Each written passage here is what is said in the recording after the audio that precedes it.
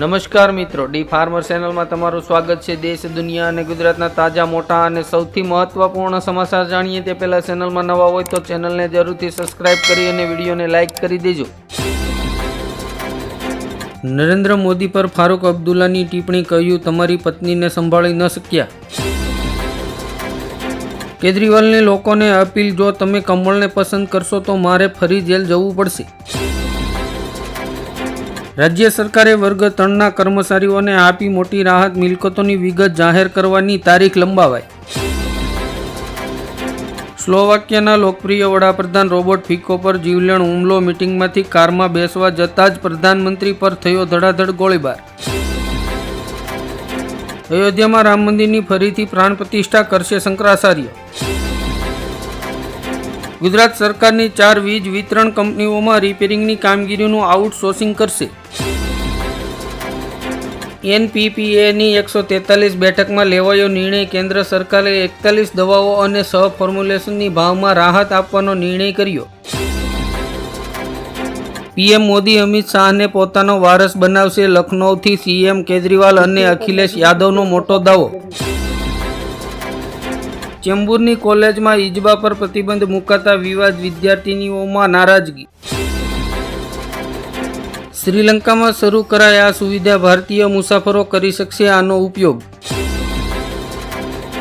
કોવિશિલ્ડની જેમ કોવેક્સિનની પણ આડઅસર આવી સામે, યુવાન છોકરીઓ પર સૌથી વધુ અસરગ્રસ્ત। મહિલાઓ કમાતી થઈ ત્યારથી જ છૂટાછેડા વધ્યા, પાકિસ્તાનના પૂર્વ ક્રિકેટરનું નિવેદન। ગોધરામાં બોગસ લગ્ન નોંધણીનું કૌભાંડ, માત્ર એક જ મહિનામાં 100 લગ્ન નોંધાતા કાર્યવાહી। પાકિસ્તાન મૂળના બિઝનેસમેને કહ્યું, મોદી ભારતના શ્રેષ્ઠ લીડર છે, પાકિસ્તાનને પણ તેના જેવા નેતાની જરૂર છે, સમસ્યાનો હલ કરી શકે। ઈડી મની લોન્ડરિંગ કેસમાં આરોપીની ધરપકડ નહીં કરી શકે, સુપ્રીમ કોર્ટનો નિર્ણય। પ્રિયંકા ગાંધીની મોટી જાહેરતા, કહ્યું સરકાર બનશે તો મહિલાઓને દર મહિને 8,500 રૂપિયા આપીશું। કોઈ માયનો લાલ નથી જન્મ્યો, CAA-ને ખતમ કરી શકે, આઝમગઢના લાલગંજમાં પીએમ મોદીએ વિપક્ષ પર કર્યો પ્રહાર। પીએમ મોદી સામે વારાણસીથી લડતા શ્યામ રંગીલાનું નોમિનેશન રદ। ઉના ગીરગઢડા તાલુકામાં પવનચક્કીના કામો બંધ કરવા સર્વજીવ વન પર્યાવરણ સેવા ટ્રસ્ટની રજૂઆત। રાહુલ ગાંધીની મોટી જાહેરતા, 4 જૂન બાદ ગરીબ મજૂરોનું લિસ્ટ બનશે। કેજરીવાલને 2 જૂને કરવું પડશે સરેન્ડર, દારૂ કૌભાંડ કેસની સુનાવણી દરમિયાન સુપ્રીમ કોર્ટની સ્પષ્ટતા। પ્રેસ કોન્ફરન્સમાં સ્વાતિ માલીવાલા સાથે ગેરવર્તણૂક મામલે કેજરીવાલનું મૌન, સંજય સિંહે ઉઠાવ્યો મણિપુરનો મુદ્દો। વીજ કંપની દ્વારા પ્રીપેડ સ્માર્ટ મીટર લગાવતા ઠેર ઠેર વિરોધ, ગ્રાહકોને નુકસાન થતું હોવાનો આક્ષેપ। બીઆરએસે ખેડૂતોના મુદ્દે સમગ્ર તેલંગાણામાં વિરોધ પ્રદર્શન કરવાની હાકલ કરી।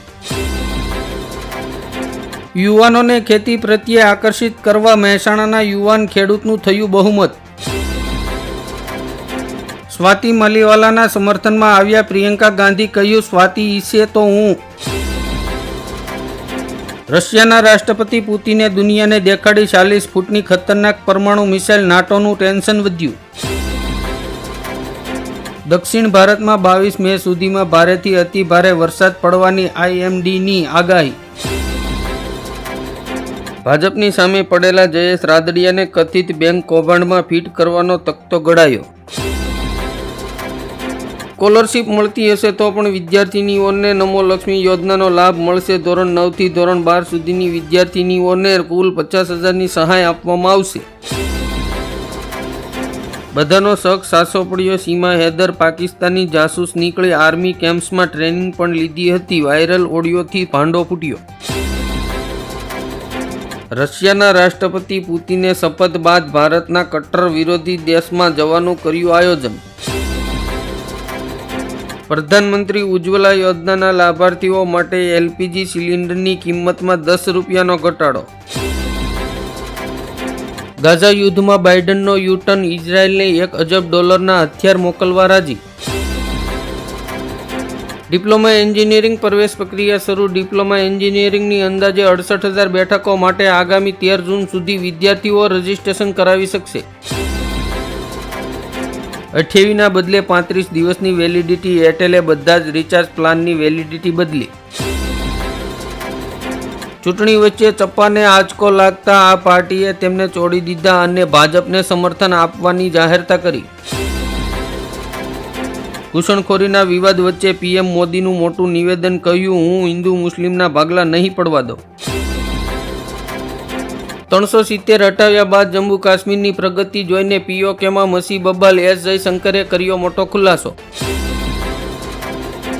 ભારત માલદીવ વિવાદ વચ્ચે સંરક્ષણ મંત્રીના સિક્રેટ ઓપરેશનના દાવાનો ભારતે આપ્યો જડબાતોડ જવાબ. લોકસભા ચૂંટણીના 5મા તબક્કામાં આજે રાહુલ ગાંધી ઓડિશામાં બાઇક રેલી અને જાહેર સભા કરશે.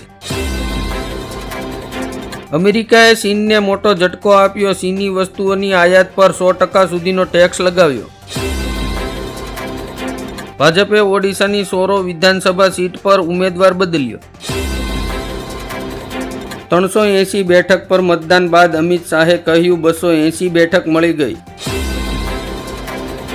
કોંગ્રેસને વધુ 2 બેઠક પર પડશે ફટકો. આયાતી ઉમેદવારોને લઈને આંતરિક વિવાદ પાર્ટીને ડૂબાડશે.